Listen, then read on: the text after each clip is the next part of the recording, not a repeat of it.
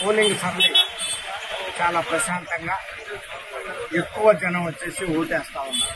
పెద్ద పెద్ద క్యూలో నిలబడ్డారు. ఇది ఒక శుభసూచికం. ఎప్పుడైతే ఓటింగ్ శాతం ఎక్కువైందో అప్పుడు అపోజిషన్ పార్టీకి కూటమికి చాలా అనుకూలంగా ఉంటుంది.